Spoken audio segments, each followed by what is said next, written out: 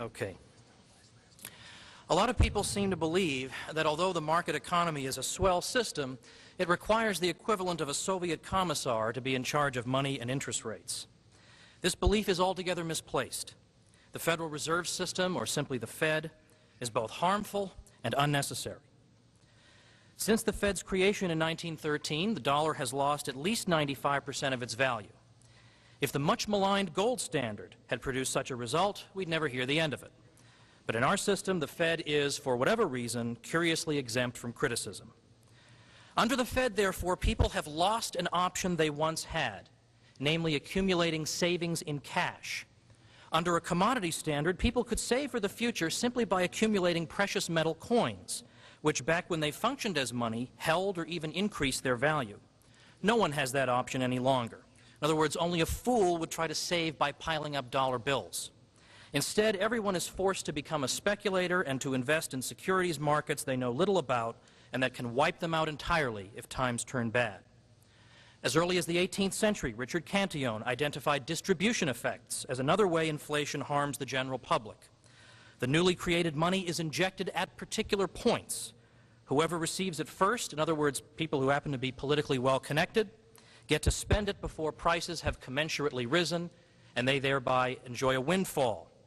By the time it trickles down to the general public, those people have been paying the higher prices to which the new money gives rise all that time. Private and public debt have exploded under this system, especially since the collapse of Bretton Woods in 1971. No one has a right to be surprised when indebtedness skyrockets under a system in which credit can be created out of thin air.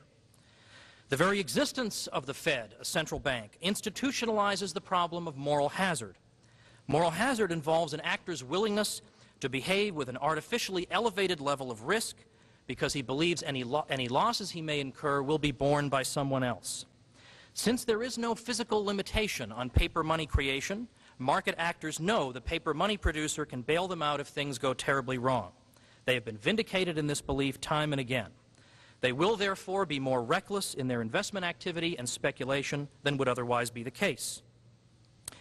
We were once told that boom-bust business cycles were a thing of the past because thanks to the Fed we now had scientific management of the money supply. If anyone believes that today, I'd like to meet him. Artificially low interest rates, courtesy of the Fed, do not in fact yield us a utopia of sunshine and kittens. To the contrary, they artificially stimulate capital goods production and long-term investment. They thereby deform the structure of production into a configuration that the public's freely expressed pattern of saving and consumption will not be able to sustain. When this phony boom inevitably collapses, it is capitalism that is stupidly blamed, when in fact the Fed, a non-market institution, is the culprit. I am interested in neither the saccharine promises nor the technical details of the alleged superiority of a monopoly fiat money system. The Fed is the lifeblood of the empire, the great enabler of the perversion of the original American Republic into the world's largest and most powerful government. Even if the Fed did confer a net economic benefit, a contention the great Austrian economists F.A. Hayek and Ludwig von Mises strenuously denied. In fact, Hayek won the Nobel Prize in the process of denying it. Even if the Fed did confer a net economic benefit, the alleged benefit could not possibly be worth the destruction of the American soul. As it turns out, we don't have to make that choice. When it comes to the Fed, justice, economic prosperity, and the values of the original American Republic are joined together. The Fed, its academic apologists, and the drones in our supposedly free press who demonize all dissent from the monetary status quo have done our economy enough damage. For the sake of American freedom and prosperity, it is long past time that, in the spirit of Andrew Jackson, we killed the monster. Thank you. The reason we probably didn't get into a blueprint is that, I mean, as it is, I could barely get 5 minutes in, but I've actually got right on my blog right now, tomwoods.com, there's a blog entry called How to Return to Gold. And it links to the most important free market economists who have looked at this subject.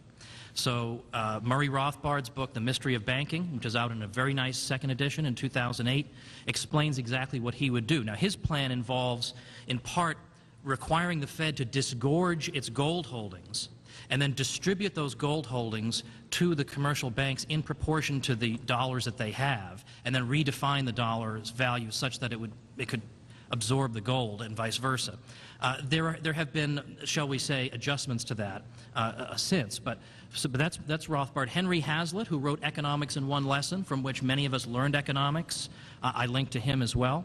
I think probably the best person to go to, though, is a Spanish economist, I think one of the best economists in the world, who has a treatise that if people read it, would revolutionize the world, and it's called Money, Bank Credit, and Economic Cycles, and the author is Jesus Huerta de Soto. And it is a brilliant treatise, and the last chapter is nearly 100 pages in which he explains how a free market system in banking with no government special privileges, no special sugar daddy, but where banking operates according to the same rules as the shellfish industry or anything else and gets no special privileges, how exactly that would work.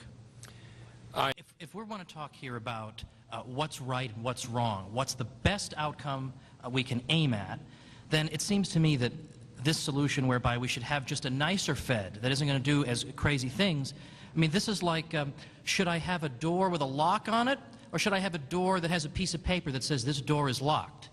I mean, why would I support that?